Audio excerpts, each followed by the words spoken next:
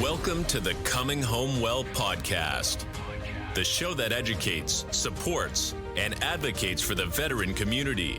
Your host, Dr. Tyler Piron, U.S. Army retired, will bring you exciting conversations with amazing guests about resources, research, and military history, all geared to helping our warriors to come home well. Here's your host, Dr. Tyler Piron.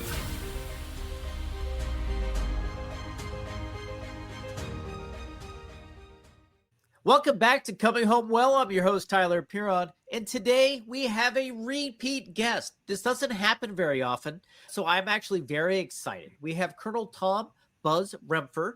The last time we spoke was in 2018. He was a lieutenant colonel then. He's a colonel now. Apparently, he was promoted in retirement. Tom's going to have to fill us in on how that worked as well. And he is with Hoping4Justice. Now, the website is super easy to get to. Hoping, like I hope for something, the number 4, justice.org. Great organization, and it's a huge issue that so many veterans over the many decades have been dealing with. And you're probably like, Tyler, what in the world is this issue? It's anthrax, vaccinations, and now COVID-19 vaccinations. A lot of challenges there. I don't want to give it all away for free at the beginning. Welcome to the show, Colonel Rempfer, and thank you so much for joining us on Coming Home Well. Thank you, Tyler. It's good to be back. I appreciate you giving me the opportunity to update you. Yeah, it's been a while. We've been to like 5 years, I guess maybe 6 now, if I'm not great at math, and I try not to do it in public, but it's been a while. Last time we spoke, the COVID-19 vaccine and the COVID-19 pandemic wasn't even a thing. So we had talked about anthrax. And just to fill in our listeners and sort of explain what that issue is and what Hoping4Justice is all about, can you just give me the 20,000-foot overview? Sure. The anthrax vaccine use on the military occurred during the first Gulf War. And then they ended up mandating it almost 10 years later on the entire military force. There was a lot of concern based on the experience with the Gulf War and a lot of soldiers getting sick and a lot of reputable entities believing that anthrax vaccine was the primary cause of Gulf War illness. And so there was a lot of resistance to the anthrax vaccine mandate in the 1997-1998 timeframe. And ultimately, the Department of Defense was ordered by the federal courts to stop the program. There was an injunction, preliminary injunction, followed by a permanent injunction, and they halted the program. And the federal judge said, you can't treat our troops like guinea pigs. That's what the rulings say.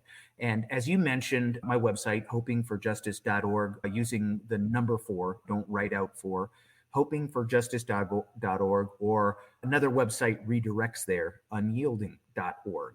So you can find all of the rulings on that website for the 1,000 or so soldiers that were punished over the anthrax vaccine and anthrax vaccine refusals during the time frame that the program was illegal, according to the courts. And the ultimate ruling said that it was not substantially justified, and the military and the government ended up paying our lawyers. So they lost. It was a win for the troops, and people have gotten their records corrected. That's good. The military should have the honor, the courage, the humility to correct everyone's records unilaterally. But instead, what they do is they make you apply. And so for soldiers that have less than fully honorable discharges, they can get their records corrected by applying to the Military Board for Correction of Military Records. The form is on the website.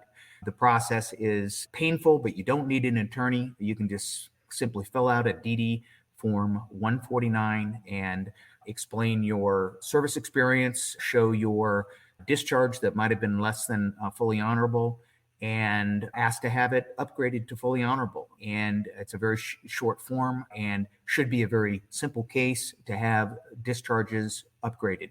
Members that have done it have been mostly successful in getting their records upgraded.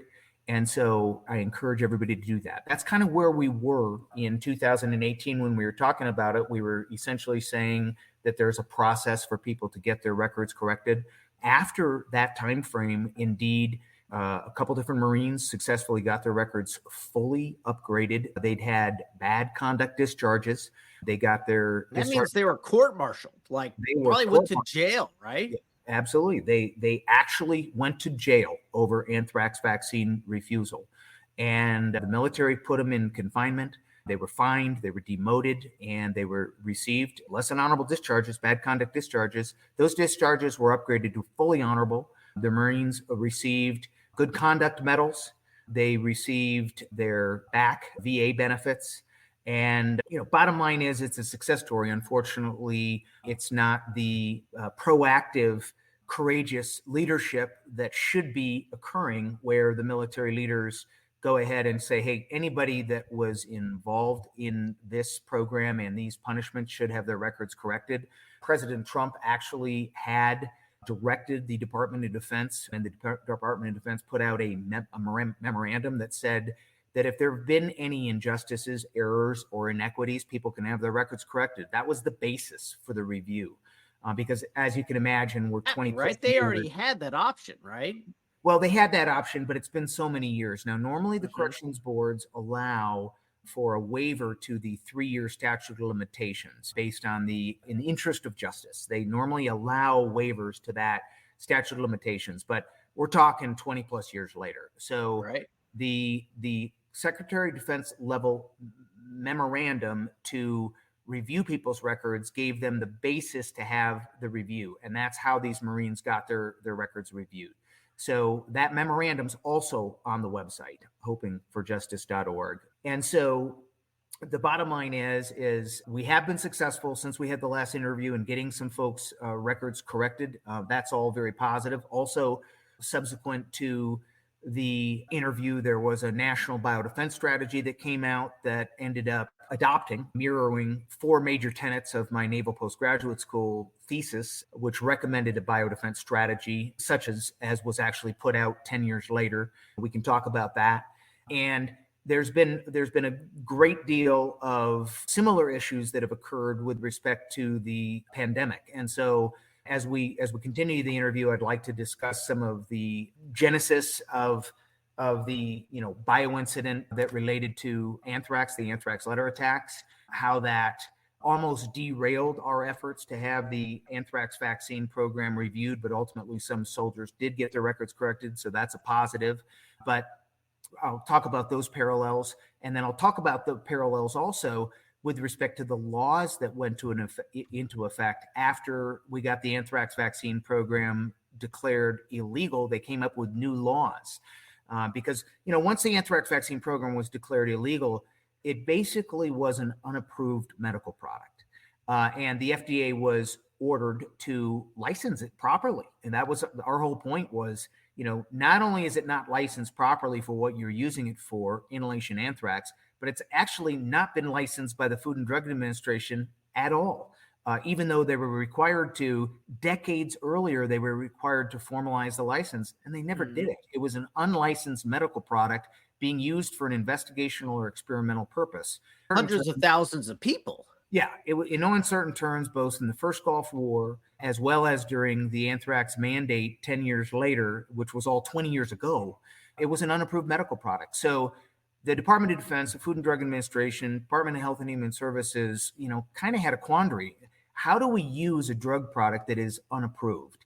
And so they came up with a new law called the Emergency Use Authorization under the PrEP Act. The PrEP Act is the Public Readiness and Emergency Response Law. And so essentially what they did right after the anthrax vaccine program was declared illegal is they came up with this new law that gave the government and the Department of Defense the ability to use an unapproved medical product on the troops and potentially on civilians. But there was a really interesting Federal Register insert that went in, was published in the Federal Register by the government. And it was basically the agreement with the court where they said, hey, we're going to be allowed under emergency use authorization to use anthrax vaccine, but it has to be absolutely voluntarily. And the Federal Register entry is on the website. And there's actually a COVID tab because it's so relevant to what happened during COVID. So all the way on the right-hand side on the website, either Unyielding or Hoping4Justice.org, there's a COVID tab. And in that COVID tab, there's a link to the Federal Register. And the Federal Register insertion in 2005, coincident with the PrEP Act, and the very first ever emergency use authorized drug product was anthrax vaccine. And they said, no penalty. You can refuse it. It's got to be absolutely optional. There will be no loss of benefits. There will be no loss of entitlements. And soldiers can still deploy even if they don't take it. You can't use, all these coercive means of keeping troops from doing their jobs if they don't take this. Or putting them in jail. Right. So during anthrax vaccine, they're kicking guys out, giving them bad conduct discharges. They're throwing them in jail. That all should have been corrected once the court said that the program was patently illegal. The manual for court-martial says that an order instituted that is patently illegal does not enjoy an inference of legality, which is what the chain of command tried to imply for years and years until they were shot down by the federal courts. And then it applies to COVID too, because they tried the same, malarkey about an inference of legality, and they made sure that they never got any successful judicial review of the program. By this time, during COVID, they didn't actually use the Uniform Code of Military Justice in order to court-martial people, because they knew what they were doing was a patently illegal order. And so they wanted to make sure that nobody had any judicial review for court-martials. And so they just didn't court-martial anybody. They court-martialed one soldier related to mask mandates, and they basically deferred on prosecuting him on his COVID vaccine refusal, most likely because, more likely than not, they knew it was patently illegal and they didn't want to have the court-martial process. They didn't want to allow there to be future judicial review, as occurred with anthrax vaccine. So anyway, the interesting intersection from anthrax vaccine to COVID vaccine is that anthrax was the first ever EUA. The EUAs allowed them to use an emergency use product, but it had to be optional. It had to be voluntary. And so it's interesting when you look at the 2021 timeframe, after the vaccines first came out for the first half of 2021, the military had the program be voluntary because they knew it was emergency use authorized. And they knew that Federal Register precedent said you could not mandate EUA products. So they were following the law. I was actually very proud of the Department of Defense for not jumping the gun and mandating COVID vaccine until there was an actual FDA-approved product that was fielded and was available to the troops.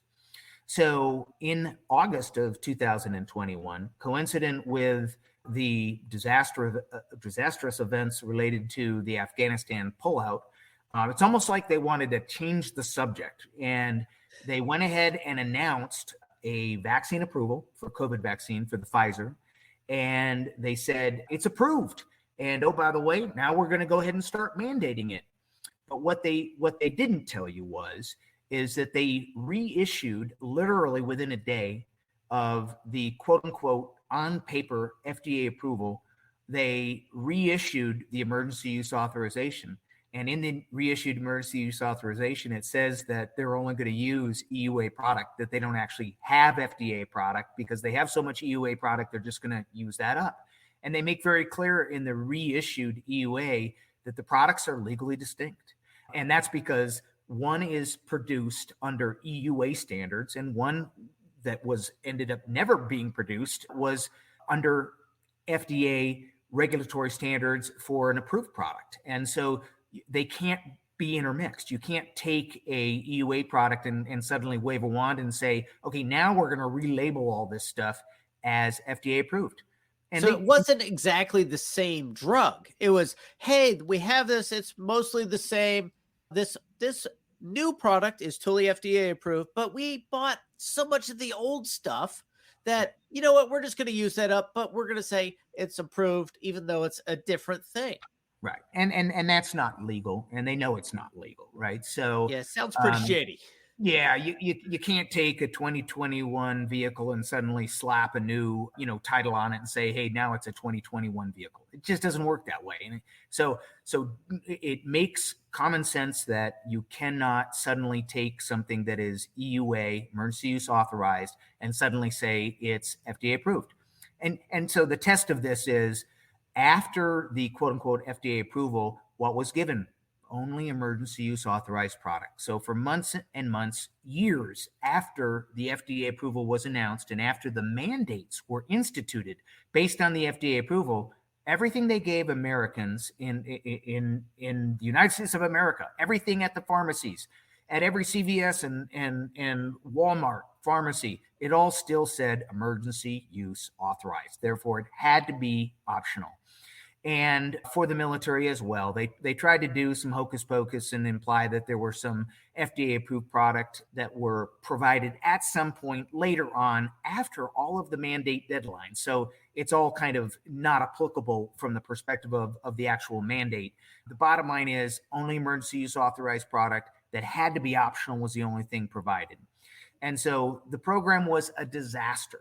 They ended up punishing almost 8,000 people in the form of forced discharges. They forced these kids out. 1,000 plus people were forced out, whereas during the anthrax, they weren't court-martialing them, were they? They were just like administrative discharge. Yeah, and it's because, Tyler, it's because they knew that what they were doing would not withstand legal scrutiny. So they wanted to avoid that kind of judicial review. And instead, what they did was they basically coerced people. If you're not going to take it, you need to leave. And even though the Congress said that people had to be given honorable discharges, they pulled some more hocus pocus and they basically gave them general under honorable conditions. So they played loose with the law. Congress evidently looked the other way and allowed them to give these kids general discharges under honorable conditions. Bottom line is, they didn't give them fully honorable discharges, and that impacted their earned GI Bill benefits. Mm-hmm. And so today we have 8,000 plus service members at a minimum that have been forced out and lost their educational benefits, and they need to have their records corrected, no different than those thousands or so service members from the anthrax vaccine era that the Department of Defense never had the courage to stand up and actually say, hey, we're going to correct these kids' records. And so the immensity of it is pretty significant with COVID compared to anthrax vaccine, but the fundamentals are the same. The Department of Defense broke the law, patently illegal program. Some people are kind of shy about saying it's illegal. With anthrax vaccine, it was proven illegal by the federal courts. With COVID vaccine, no federal court has actually said it was patently illegal, like happened with anthrax vaccine. And not yet, anyway. And the Congress did them an enormous favor by actually stopping the mandate. And so the Department of Defense, kind of put on a good show saying, we believe in this vaccine program and we don't think it should be stopped, but I think they welcomed it being stopped because they had all these cases that would have proven it to be patently illegal, just like anthrax vaccine. So because there wasn't a federal court ruling that said it was illegal, and because the Congress, in an unprecedented legislative move with the 2023 National Defense Authorization Act stopping the mandate, the administration ended up, the executive branch, moved to the courts and said, hey, you need to dismiss all these federal lawsuits that are challenging the legality of the program. And you need to moot and vacate all these rulings that said the program was illegal. And it was illegal for a variety of grounds. It was illegal because they were messing with religious rights. It was illegal because they weren't allowing religious exemptions or medical exemptions. It was illegal because they were mandating an EUA product in direct violation of 10 USC 1107A, which says soldiers have to be given their prior consent rights. And so this did the Department of Defense an enormous favor by stopping the program, and then ultimately the Supreme Court ruled that they needed to vacate all the lower court cases. That rubs people wrong because they feel like those cases shouldn't be vacated, that they should be precedential, and unfortunately they're not.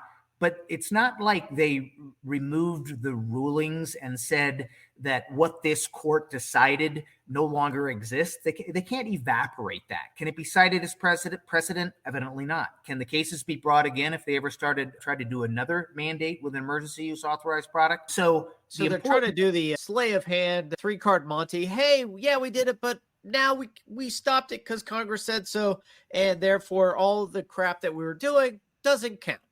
Yeah, everything about this program has been deceptive and fundamentally dishonest from the very beginning. The idea that there was an FDA approval, but they never provided the FDA approved product to the troops, absolutely deceptive and dishonorable.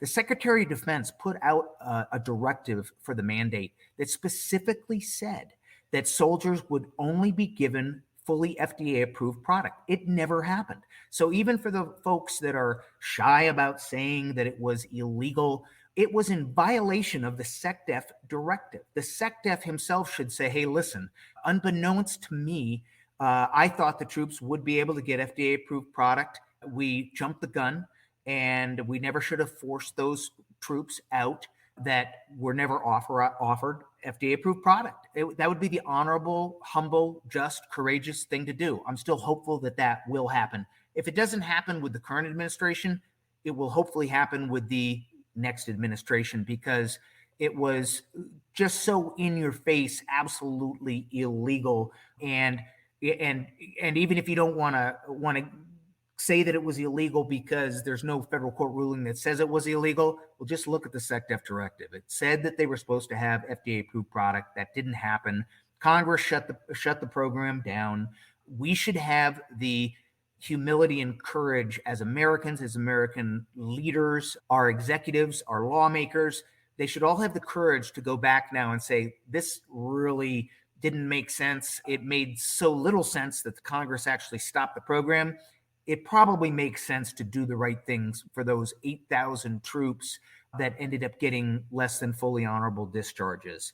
And then, they can go much further, which they should. They should offer those folks their jobs back. They should make sure that anybody that stayed in, because there was a lot of timing involved. I mean, there were a lot of refusers that were still in beyond the 8,000. And those people have probably had their careers hampered long-term significantly. Protection should be put in place for them as well. Unilateral corrections, not making people apply to the correction board for military records. Those troops, those courageous and unyielding Marines that persistently worked their cases for so many years to get their anthrax vaccine discharges fully upgraded, get their good conduct medals. Those guys' cases took like 15 years. That is totally unacceptable. Ridiculous. It's just completely unacceptable. Our troops should not have to wait that long for redress of their grievances. It goes to fundamental, constitutional prerequisites that not only do we have a right to a redress of grievances, but we should have prompt adjudication of our grievances.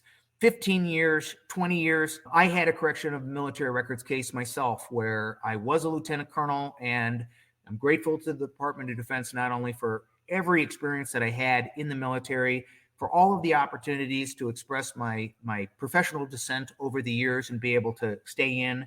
And they even ended up promoting me to full colonel. That case took 10 years.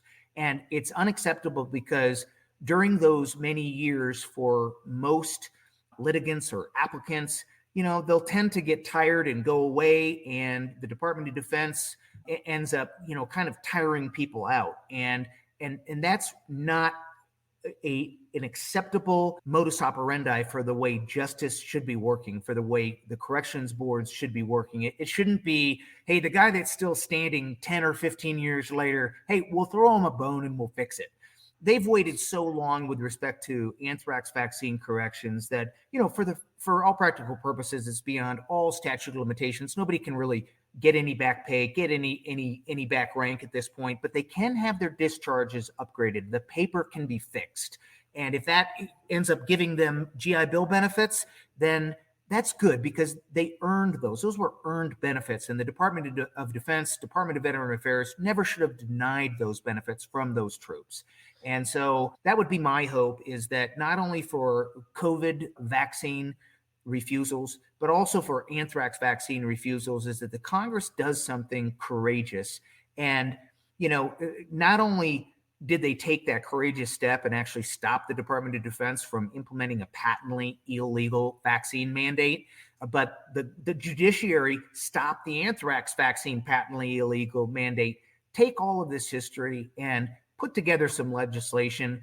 Either the legislature can do it, or the executive can do it. Either branch of government can go ahead and just fix this once and for all anthrax vaccine punished folks and for all COVID vaccine punished folks. Fix it for all of them unilaterally. And, maybe it'll actually make our future recruits trust the Department of Defense, because they witness that very important moral character of humility and courage to admit when one is wrong. And the Department of Defense should do it unilaterally, but if they don't, the Congress should legislate it or the executive should direct it. It could happen with a stroke of a pen. The President of the United States, current or a future President of the United States, with an executive order, can order the Department of Defense to fix this properly. That's really what we've been waiting on, because right now the current path to fix somebody, either anthrax or COVID-19, being forced to take it with the emergency use authorization and all those illegality. Right now, the only way to fix it is to go to the Board for Correctional Military Records and say, hey, these are all the reasons, individually, one at a time, individually, as opposed to like proactively, that person has to go and say, hey, my case is this, one at a time, spend all the time, money, and effort to get those records updated. And they have to sort of prove it, but that's pretty easy because of all the information. But they're also an extremely slow and very different path than, hey, we screwed up. We made a mistake, or we did it wrong. I use mistake in air quotes because they knew what they were doing. It's not like they don't have lawyers everywhere going, hey, you really shouldn't be doing this. But fixing it is either legislative or administrative, a pardon or a fix or a direction, whether it's a SecDef or the president or Congress. That's really what needs to happen, right? Yes. And I've provided on the website an actual draft bill that it's difficult to get any traction with this stuff in the Congress because unfortunately, the Congress is illegality shy. They've tried to say that they don't want to really address correctional military records. Let the Department of Defense handle that themselves. Problem is, it's just such a lengthy process, and it requires every individual soldier to apply. That's just not fair. It's the Department of Defense that broke the law. It's the Department of Defense that explicitly violated the SecDef directive. That's also on the website. So the Department of Defense should fix it for everybody. But if the Department of Defense doesn't fix it, then there's a draft bill for Congress to fix it, hopefully for both eras, both the COVID vaccine recently punished and disenfranchised, group of people, but also for the anthrax vaccine cohort, because there's 1,000 or so people that are all, it's 20 years later. And I think that they would be very grateful of their government and of their military or of their Congress to get a notification that your general discharge from 20 plus years ago has been upgraded to fully honorable. Please contact the Veteran Affairs for, initiation of your earned GI Bill benefits if you want to pursue any kind of educational opportunities that you earned. And so they can do it. It literally costs nothing because all of these GI Bill benefits were already funded across the years by the Congress. And so these people earned them. They just got screwed because of this hanky-panky. That's right. And so the Department of Defense should go the extra mile. They should invite these young people to come back into the military service. I think that is probably, unfortunately, it's a hurdle too high for the current military leadership. Hopefully, future military leaders that are appointed into the highest levels positions will have the courage and humility to do the right thing. The military is really good about talking about these kinds of ethical decisions and choices and decisions, matrices. But unfortunately, when it comes to their practical application, sometimes they have to be ordered to do the right thing. Oh, absolutely. So let's talk a little bit about the COVID-19 path, because and I were talking, and I thought it was optional for the majority of it, but then that sort of changed. So that pathway of, hey, it's optional, like it's like the flu shot, kind of a thing. But I guess it is mandatory now for the flu shot. But let's talk about that pathway, because I was under the misunderstanding that it was optional, but apparently it wasn't for the whole time. So how did that work? Yeah, so after the initial FDA emergency use authorization in approximately the December 2020 timeframe, they ended up having the emergency use authorization, and they rolled the products out. And for about the first half of the year, maybe 7-8 months, it was optional. And the Department of Defense judiciously made sure that they didn't mandate it on the troops.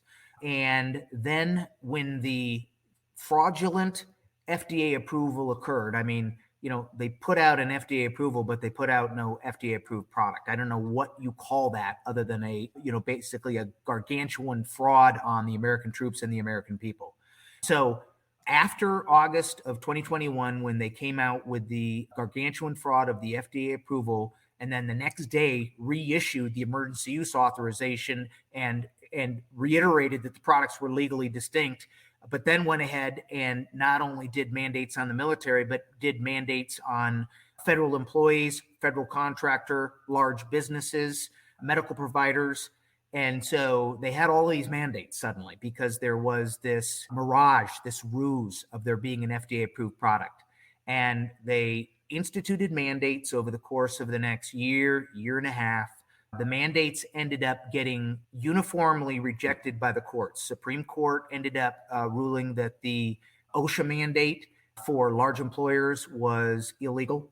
The variety of federal courts ruled that the other mandates were also illegal, whether it was on religious grounds, 10th Amendment grounds, Procurement Act grounds, a variety of different legal justifications. The mandates were uniformly shot down. And so ultimately, the Supreme Court only ruled on the large employer mandate, but ultimately the federal government ended up rescinding all the mandates and even rescinded the public health emergency.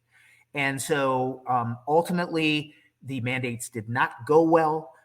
What I thought was interesting is that the government's conduct, the Department of Defense's conduct, pre-gargantuan fraud FDA approval ruse was that they were voluntary, signaled that the government knew that they could not mandate EUA products. But in the summer of 2021 timeframe, just prior to the mandates, they solicited an opinion from an unknown Department of Justice employee who basically wrote them a legal fig leaf that said, yeah, you can go ahead and do mandates because in that emergency use authorization law where it says people have the option to accept or refuse, there's also the word consequences. It says that people may have to deal with the consequences of that refusal. And so they twisted it around and did a misinterpretation of the law. The consequences were like you might get sick. Yeah, consequences. Not get fired or go to jail. Exactly. Consequences had nothing to do with job loss. Consequences had nothing to do with being able to impose mandates. Consequences had to do with medical choice. Consequences had to do with the exact same language which is in the Federal Register for the DoD program in 2005 being voluntary only. It also has that word consequences in it. And they go on to say absolutely voluntary, no penalty, no loss of entitlement, no loss of benefits. And it's because the consequences language in the emergency use authorization law, and specifically the code is 21 USC 360 BBB-3. It's also on the website.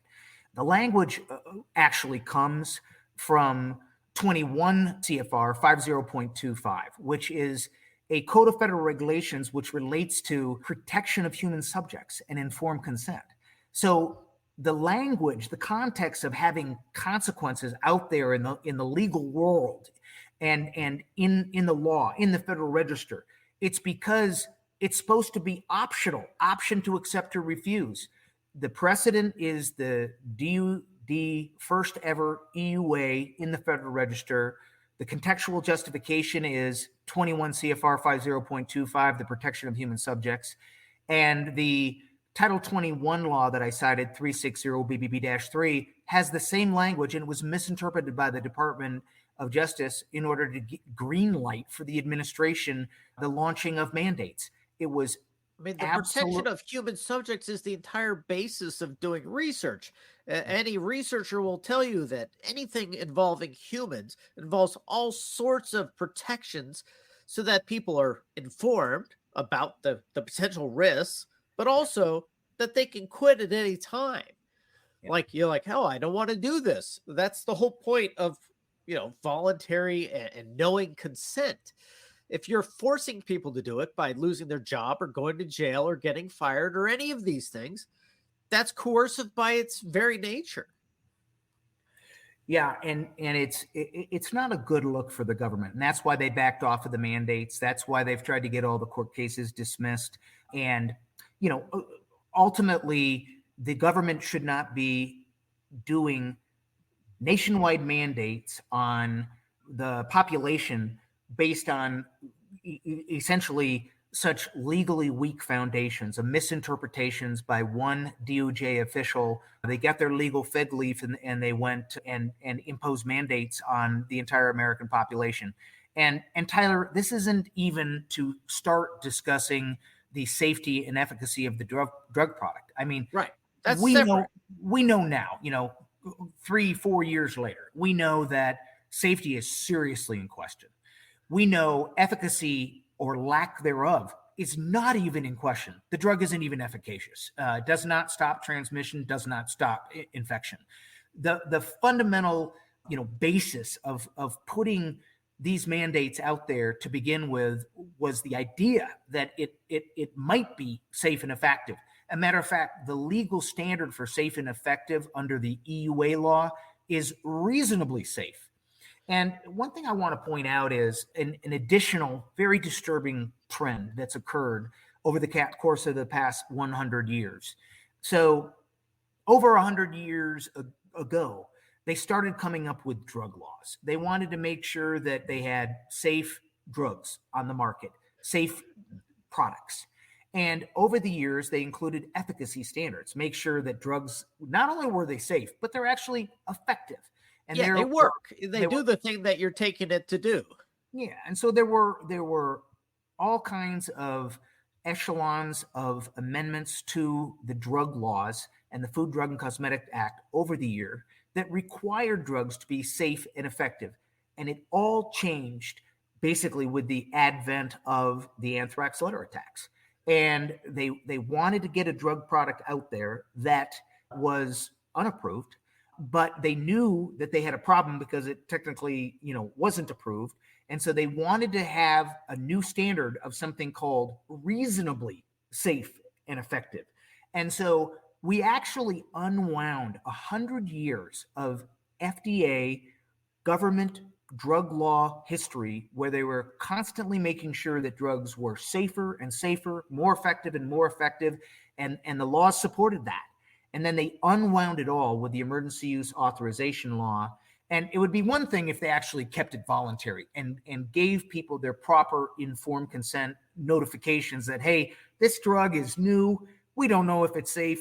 We don't know if it's effective. We think it is. We think it's reasonably safe and effective, but they just didn't know.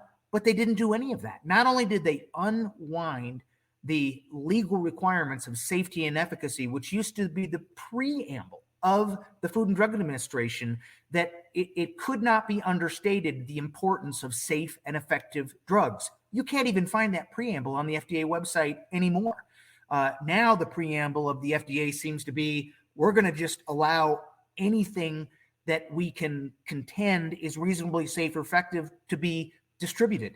And if necessary, we'll do an emergency declaration and emergency use authorization to make sure that the pharmaceutical companies are able to deliver that product and then not warn the American people about the risks. So in addition to the Congress and the executive, current or future, needing to make sure that they get a grip on this, they need to go back and look at the history, not only how anthrax vaccine weaves in and is the intersection for the EUA law, but also just how drug laws themselves have basically been diluted and adulterated in the last 20 years. And it's unacceptable. It defies the preamble of the FDA to ensure safe and effective drug products for the American people. And so at this point, I think it's going to be interesting where we go in the future. I'm hopeful that we have courageous elected leaders in the future, or current ones, that step up and make sure that they correct the wrongs. It's so simple. It's literally zero cost. When they correct things, they don't have to make any admission. Even when they corrected things for our courageous, persistent, and unyielding Marines 5 or so years ago, they did it based on clemency. They didn't admit, the government didn't admit that they were wrong. They just did the right thing. They gave these guys fully honorable discharges, reinstated their benefits, reinstated their rank. They took away their demotions, gave them back pay for the lost pay for the time that they were still wearing the rank but had been demoted, gave them good conduct medals.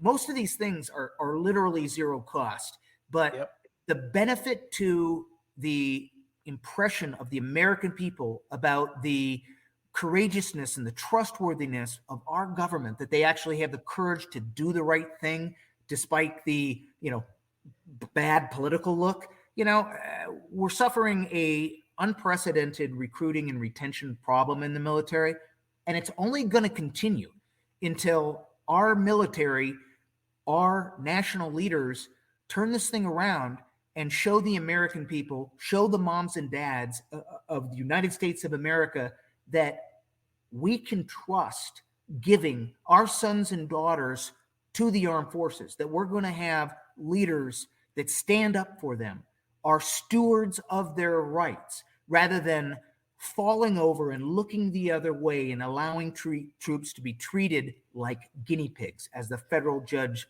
wrote in 2003. Absolutely. So I'm just sort of wrapping my head around this because I wasn't aware of the COVID-19 vaccine being as mandatory and this long history. But there are some parallels to the anthrax and the COVID-19 where they're both mandated and the manufacturers are totally exempt from any liability, right? Sure. And that's one of the problems with the PrEP Act is, essentially the reason for the PrEP Act and the reason for the emergency use authorization under Title 21, and it's also under Title 10 governing the troops.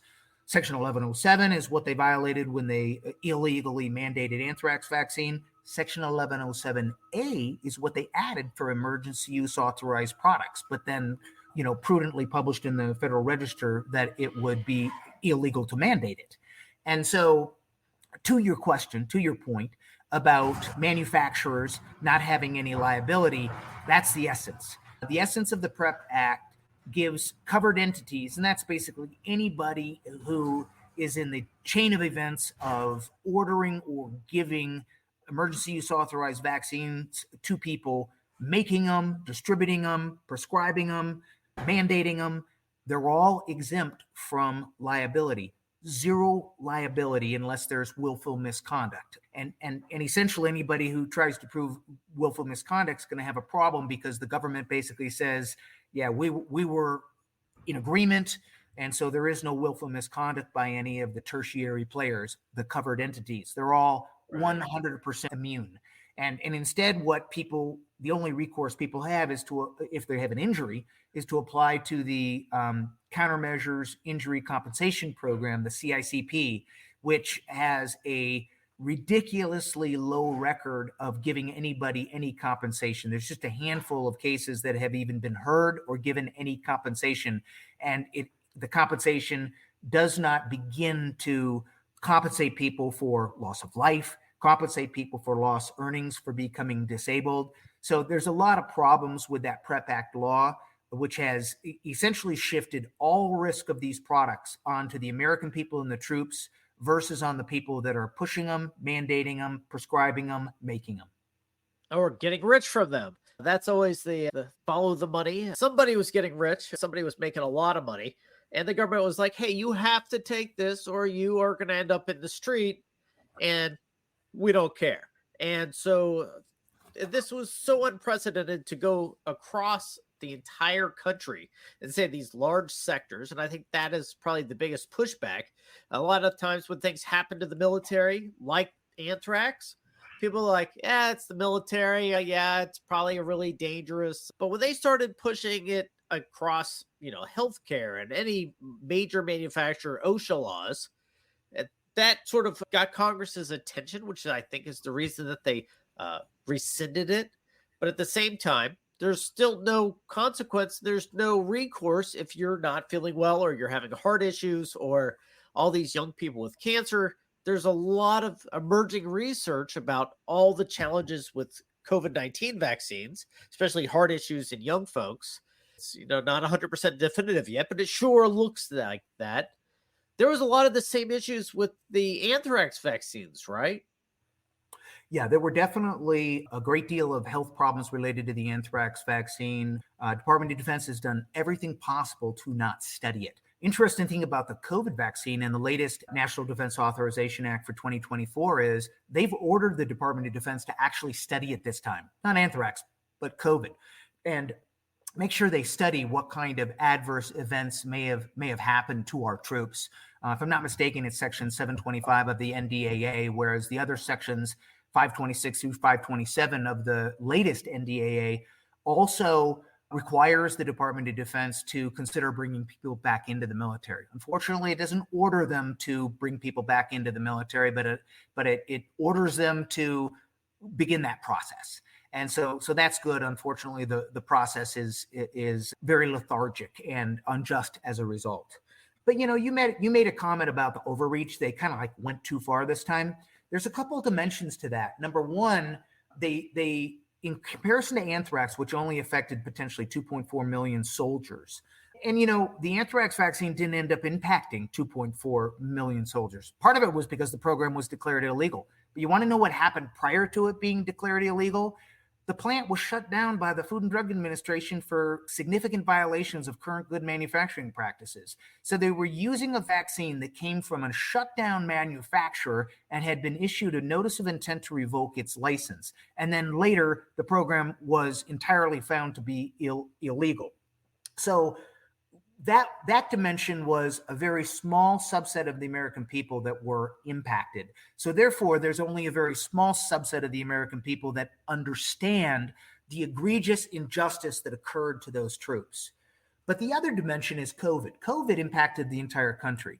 COVID mandates were such an overreach, an unconstitutional overreach, according to the Supreme Court and many of the lower courts, that now they've kind of woken people up. And so hopefully people can empathize with what the troops were going through over 20 years ago with anthrax vaccine, because this time it basically haunted the entire American population and it didn't go well.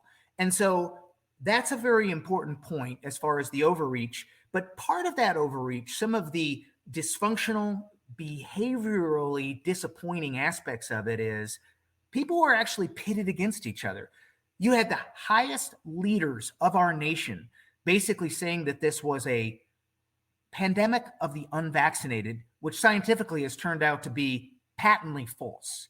Yeah, just nonsense. Yeah, and there's incredible quotes, which we talked prior to you airing this that I'm publishing a book after many, many years, and I've tried to put some of the quotes together to document the parallels between anthrax vaccine and COVID vaccine, document some of the unhealthy characteristics of the way our government leaders have behaved.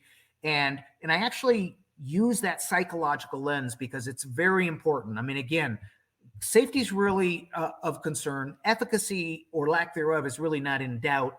Illegality is pretty much for certain that the mandates were in overreach, but it's the behavioral dysfunctions and anomalies, the bad behavior by government officials that I think is one of the most interesting facets of this, that the way they behaved in pitting the American people against one another and creating this cultural divide, literally politicizing medicine.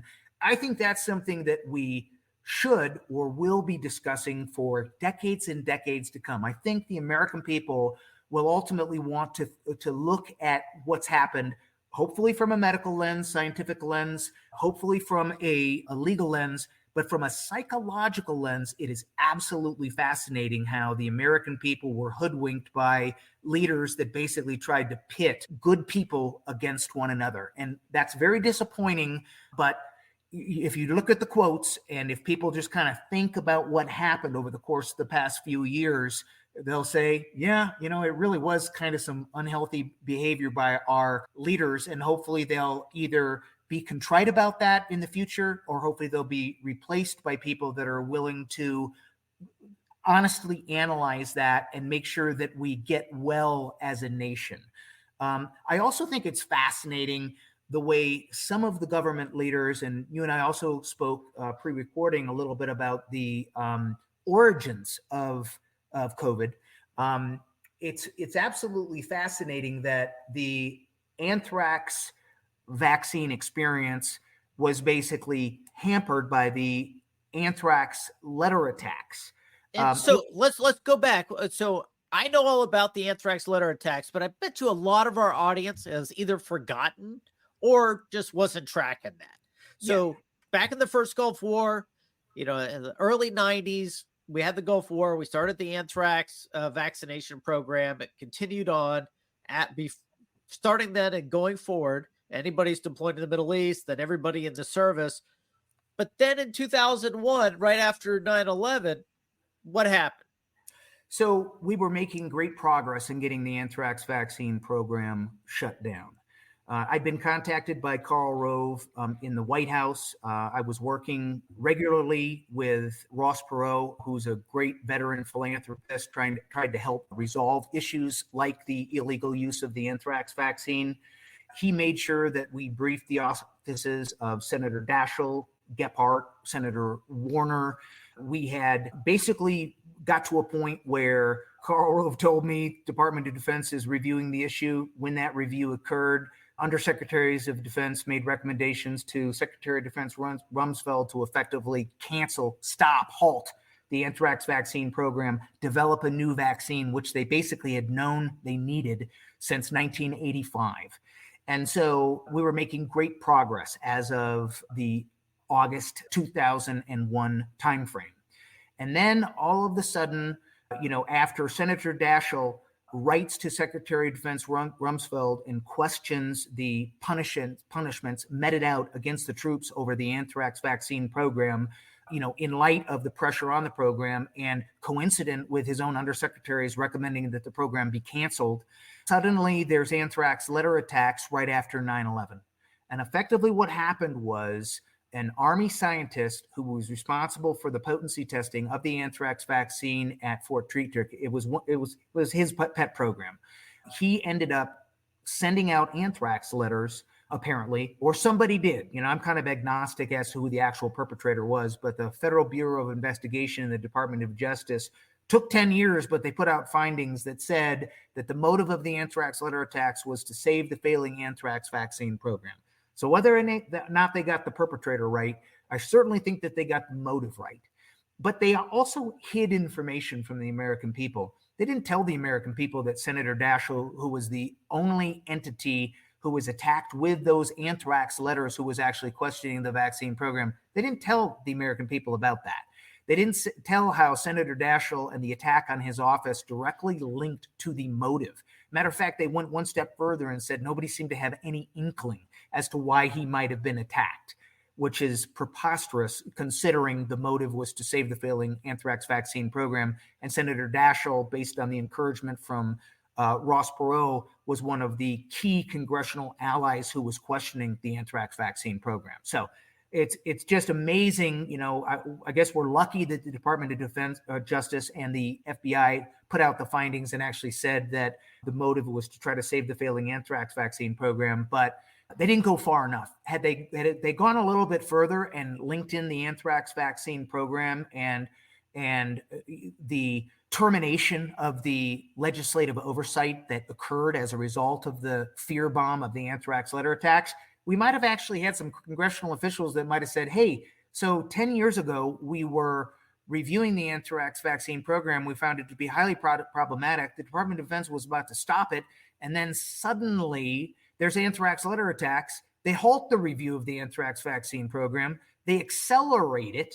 And they actually start putting it in the strategic national stockpile for the United States civilian population as well. So it was dramatically successful. The FBI and the Department of Justice actually acknowledged that the attacks were amazingly successful.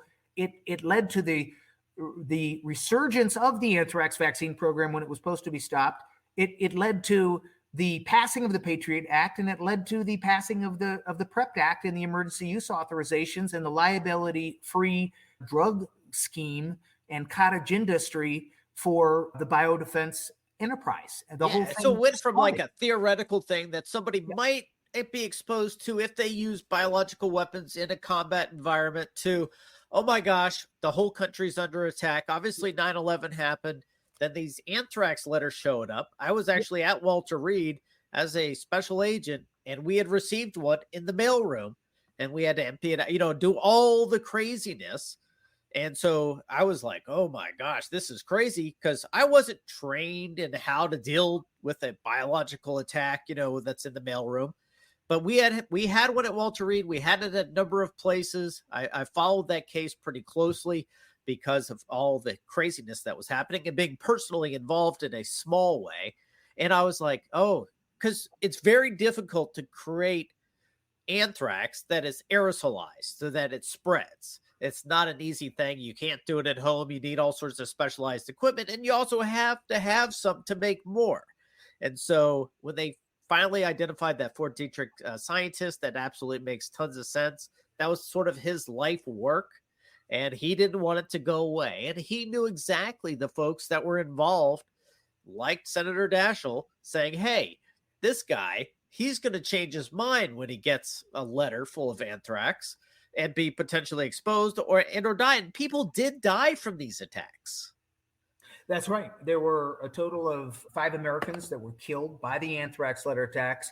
Amazingly, the anthrax letter attacks basically proved that simple antibiotics were fully effective in halting, curing the infection of the most lethal form of disease, the inhalation anthrax, which was the whole point of the anthrax vaccine. Anthrax vaccine essentially became not even required.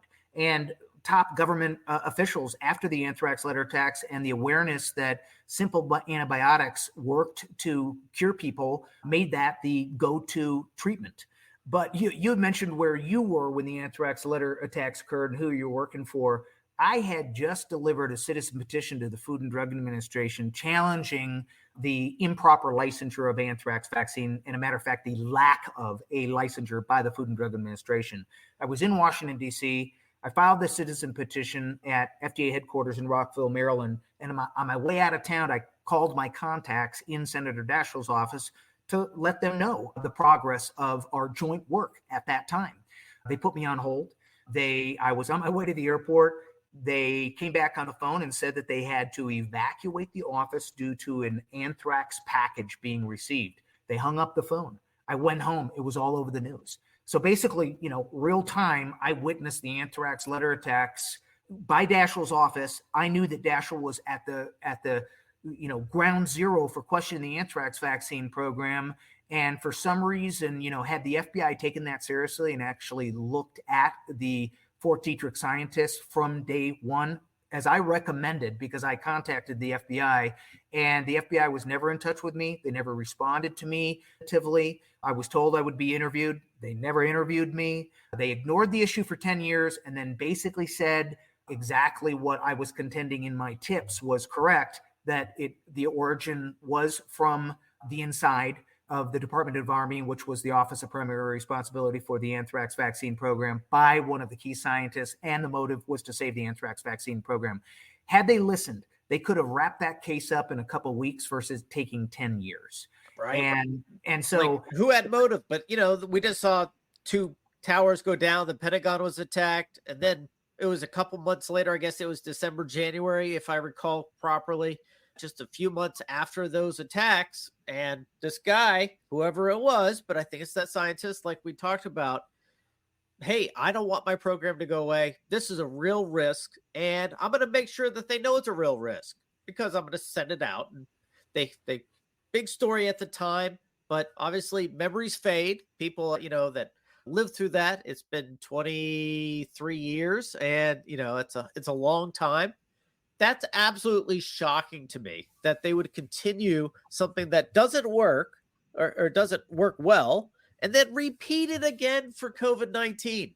Like the COVID-19 vaccine, like, hey, I was thinking, oh, this will work great. But as I started looking at the numbers and looking at the data, it doesn't stop it. Like, you're still going to get sick. You're still going to spread it. It's not a vaccine like we think. And I think the real consequence is people are much more hesitant to get vaccines, the legitimate ones, measles, mumps, rubella, all these things that actually work, that stop the disease, like polio and things like that.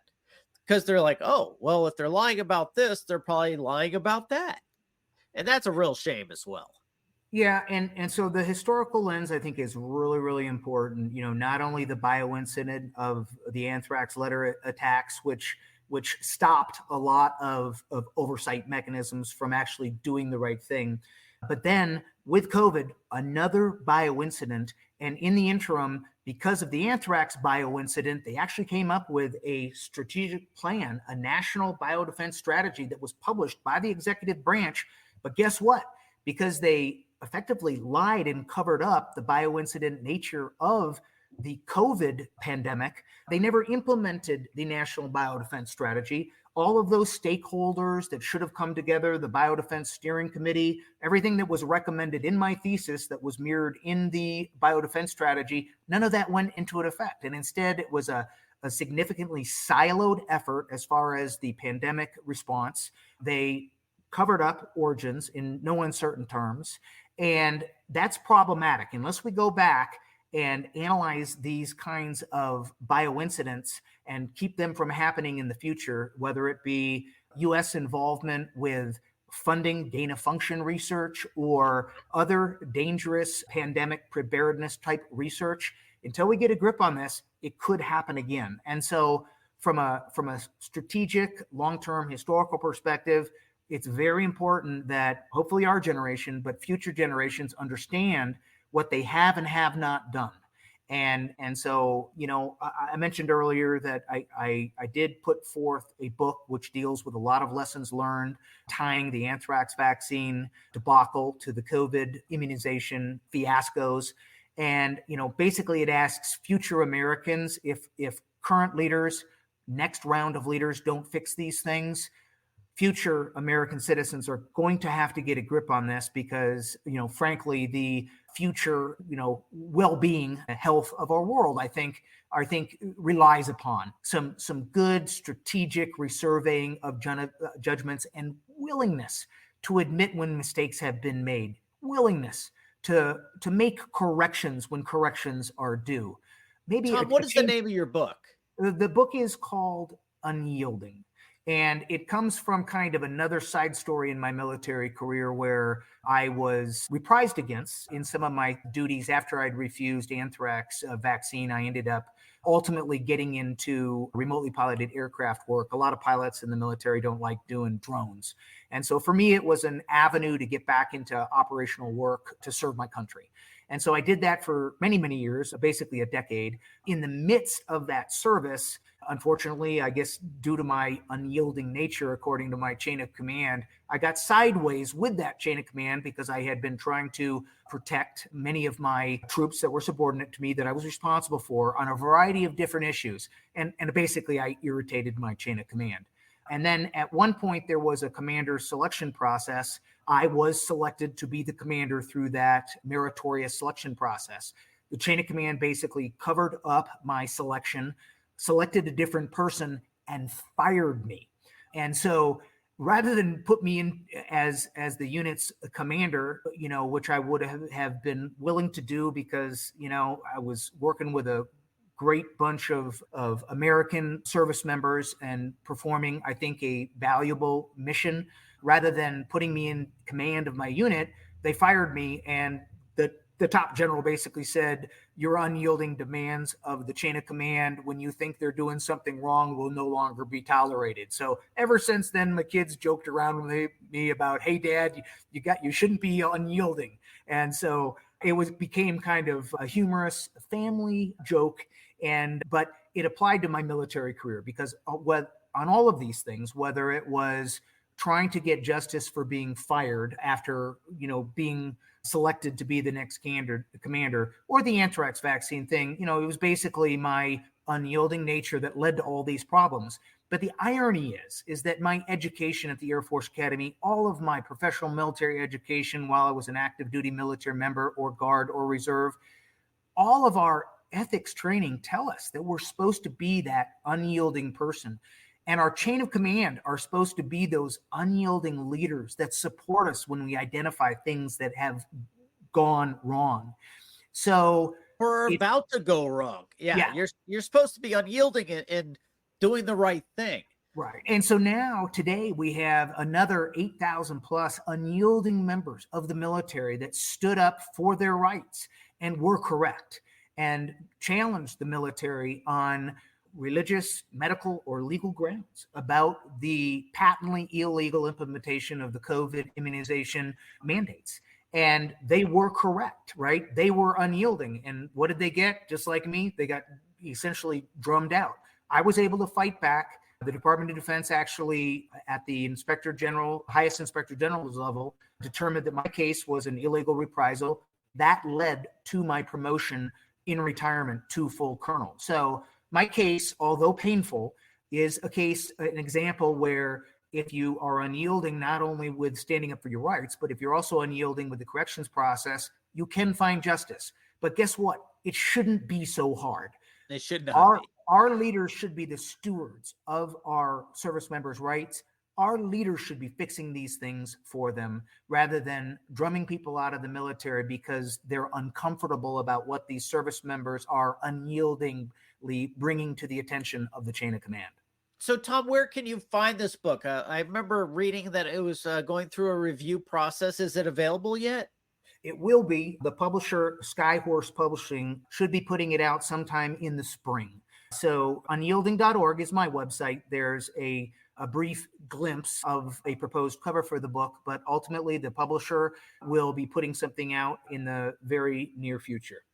Fantastic. So go to hoping4justice.org or Unyielding and go check it out when it comes out. We'll definitely have a link to it and a link to the website. So if you're driving or you're not at home or you don't have your computer in front of you and you're like, oh, I want to remember this website, we will put it in the show notes. Just go look at it. You'll be able to click on it and go check out Hoping for Justice or the other website, which is super easy to get to. It's lots of information. If you are affected by the COVID-19 vaccine or the anthrax vaccine, it's a fantastic resource to go check everything out. Hey, this is what I need to do. This is how to do it. Here's some other case studies, lots of documents, lots of research. So if you want to find out more, this is a great place to go check out with Colonel Tom Buzz Rempfer's site. So Tom, we've talked about a lot of things, but I'm sure there's things that I've missed or that I meant to talk about but didn't. What should we have talked about but we haven't yet? Retired members, just like active members, Guard or Reserve, are all required to give a disclaimer that their views do not necessarily represent that of the Department of Defense, or in my case, the Air Force at this time. Hopefully they will down the road. So I wanted to offer up the disclaimer. I also want to provide a really important caveat because over the years, I've basically beat this drum with all of these legal arguments that were all originated based on the intellectual prowess of one of my colleagues who subsequently passed away. His name, Lieutenant Colonel Russ Dingle. All of my efforts are not only a tribute to him, but hopefully he'd be proud of us for standing up for the troops and trying to continue to get records corrected, not only for the previous disaster with anthrax vaccine, but also the COVID inoculation disaster as well. I think he'd be proud of us. And so my efforts, the book, is a tribute to him. and basically all of the research that he generated. And then I would kind of take it to Capitol Hill, take it to the media, take it to lawmakers, and beat the drum. But basically, Russ was responsible for all of it. He was the intellectual heavyweight. All profits from the book will go to his family. So I have one last question that you just triggered in my mind. Is there any current political activists or not activists, advocates in Congress, in the House or the Senate, that are helping to push this, like Senator Daschle was? Yeah, so I would say that almost the entire legislative force seems to be AWOL on actually correcting records. There have been yeoman's work by many individual senators and representatives, but they can only do so much. So, Senator Cruz trying to get records corrected, Senator Johnson definitely supporting getting records corrected, Senator Paul calling out the lab leak deceptions to the American people, which go to the core of the ridiculousness of the pandemic originating from this dangerous research. In the House, Representative Massey, there's many more, but unfortunately, you got to have a quorum. And for some reason, the vast majority of elected representatives are looking the other way. And I think that there's probably a lot of disincentive for them to call it illegal, to call out the lab leak. It's definitely challenging the cottage industry, which gives many of them a great deal of their campaign donations. It's really troubling why there is not a consensus in the House and the Senate to do the right thing. And that right thing is unilateral, across the board correction of military records for both the anthrax vaccine and the COVID cohorts. So if people want to get involved and they say, hey, you know what, this is a bunch of crap. Maybe it didn't affect me personally, but hey, I want to reach out to my congressional or presidential or executive or legislative. How do they get involved? What's the best way for somebody that says, hey, I want to do something about this because this is a bunch of malarkey? Yeah, and it's kind of frustrating. In comparison to our anthrax vaccine era, we had great support from lawmakers, not only Senator Daschle, Representative Gephardt, but also Senator Blumenthal in my then home state of Connecticut, Representative Shays, Simmons, Johnson, Senator Dodd. Great deal of congressional support. We also had a great deal of media support, mainstream media. I mean, I did a lot of interviews from, CNN to CBS to ABC to Fox, PBS did a great deal of interviews. They were very interested in trying to fix the wrongs. And that's why we made major progress until the anthrax litter attacks, where everybody was basically diverted and deceived over the fear bomb. And so today, service members have more of a struggle because most elected leaders are looking the other way. Most of the mainstream media is looking the other way.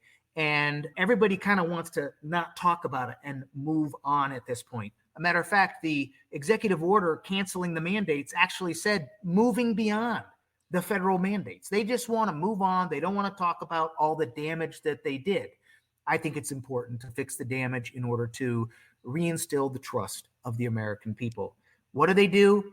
Take a copy of my bill on the homepage of the website and send it to your elected representatives. And if they want, they can parse out the anthrax vaccine corrections and just correct the stuff for the COVID folks. And then maybe, hopefully, someday they'll do the right thing for the historic anthrax vaccine illegalities and injustices. But number one, they need to fix those COVID injustices and contact your elected representatives. And hopefully the momentum's changing. Hopefully we get a new administration. Hopefully the current administration understands the shift in momentum and maybe they do the right thing. I would applaud that. It's never too late to do the right thing. But if they don't, new elected leaders should, and I believe will. Absolutely. So go contact your elected leaders. There's easy ways to get in touch with them. Go look at the website and pull the draft legislation, or just reach out and talk to your elected folks. Every time that an elected person receives a letter or something from their constituent, they do pay attention, especially if they get a lot of them and people are paying attention to an issue. It's amazing how just a few folks can have such an outsized impact less than like 1% of people actually contact their legislators about things. So they get a lot of mail about something pretty consistently. All of a sudden, it's something on their radar. So that's what we need to do everywhere for these types of issues. COVID-19 is the most pressing because it's the most current, but the anthrax stuff was so outrageous, and so was COVID-19. But it's amazing how many people had such significant consequences, and that sort of faded from memory, but they're still dealing with these consequences where they just weren't following the law. And people that said, hey, I'm not going to do this because I'm concerned about X, Y, and Z. I have religious concerns. I have whatever concerns. They didn't care.